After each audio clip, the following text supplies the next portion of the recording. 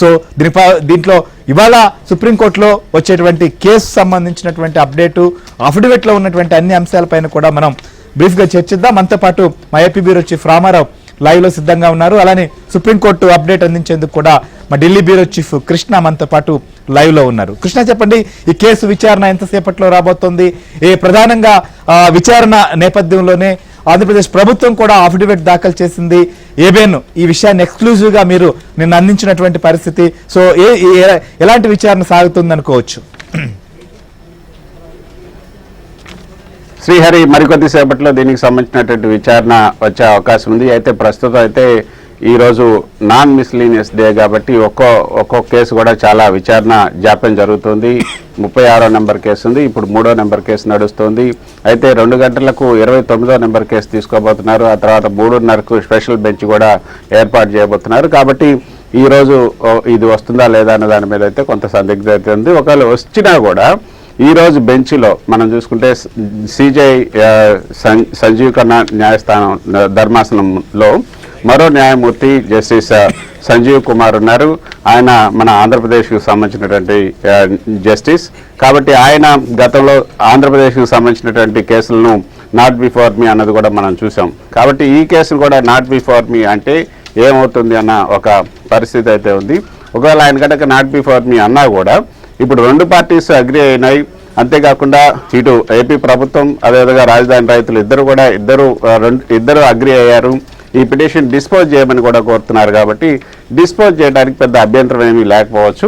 కాబట్టి ఒకవేళ not before me అన్నా కూడా అది వేరే బెంచ్ ముందుకు రావచ్చు. వేరే బెంచ్లో కూడా ఒక నెల రోజుల్లో కూడా వేరే బెంచ్ మీదకి వచ్చే అవకాశం ఉంది. కానీ దీంట్లో ఎటువంటి స్టే కూడా లేదు. హైకోర్టుకు సంబంధించి హైకోర్టు ఏపీకి అమరావతి రాజధాని అంటూ ఒక ఇచ్చినటువంటి తీర్పును సుప్రీంకోర్టులో సవాల్ చేసినప్పుడు దాని మీద స్టే ఇవ్వకుండా కొన్ని నిర్దిష్ట కాల పరిమితితో కూడుకున్నటువంటి పనులు ఏవైతున్నాయో దానికి సంబంధించిన వాటి మీద మాత్రమే స్టే ఇచ్చారు. కానీ అమరావతి రాజధాని అనే దానిపైన స్టే ఇవ్వలేదు. కాబట్టి అమరావతిలో ఆ యొక్క అభివృద్ధి పనులు ఇవన్నీ కూడా మళ్ళీ తదుపరి విచారణ వచ్చేంత వరకు కూడా కొనసాగించే అవకాశం అయితే ఉంటుంది అనేది న్యాయ నిపుణులు చెప్తున్నారు. మీరు అన్నట్లుగా కానీ వ్యక్తులు కావచ్చు, ప్రభుత్వాలు కూడా శాశ్వతం కాదు. ఒక రాష్ట్రం, ఆ రాష్ట్ర ప్రజలు, ఆ రాష్ట్రానికి ఒక రాజధాని అనేది శాశ్వతం. సో ఎప్పుడు కూడా ఇలాంటి సందిగ్ధమో లేకపోతే అనుమానాలు లేకపోతే భవిష్యత్తులో పరిస్థితులు ఏంటనేటువంటి ఆందోళనలు ఎవరికి కూడా ఉండకూడదు. అందులోకి భూములు త్యాగం చేసిన రైతులకు అస్సలు ఉండకూడదు. సో ఇలాంటి పరిస్థితుల్లో దీనిపైన ఒక ఖచ్చితమైనటువంటి ఒక తీర్పు కావచ్చు, లేదా ఇలాంటిది ఎక్స్పెక్ట్ చేస్తున్న పరిస్థితులు కూడా మనం చూస్తున్నాం. ఇలాంటి అడ్డంకులు ఉండకూడదు అనేది. సో దీని దిశగా ఏం జరగచ్చు? అదే ఒకవేళ ఈ రోజు కనుక విచారణకు వస్తే ఒక నాట్ బిఫోర్ మీ అని అనకపోతే మాత్రం ఖచ్చితంగా దాన్ని డిస్పోజ్ చేసే అవకాశమే ఉంది. ఎందుకంటే ఇద్దరు కూడా అంగీకరించారు. పైగా గతంలో ఏదైతే స్టే ఇచ్చారో ఆ స్టేకి సంబంధించి కూడా ఒక క్లారిఫికేషన్ కూడా ఈ అఫిడవిట్లో ఇవ్వడం జరిగింది.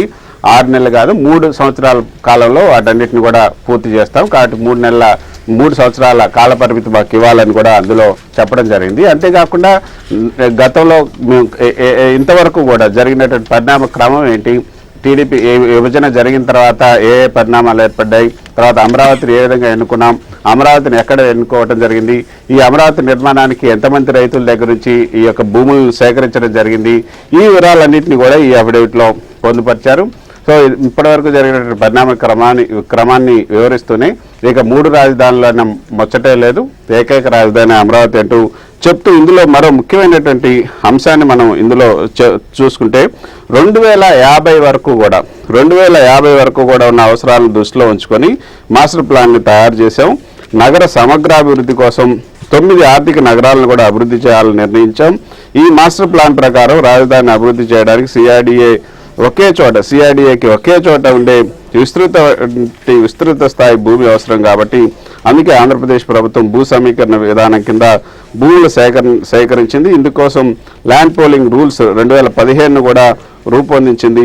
ఈ నిబంధనలు 2015 జనవరి 1 నుంచి కూడా అమల్లోకి వచ్చాయి.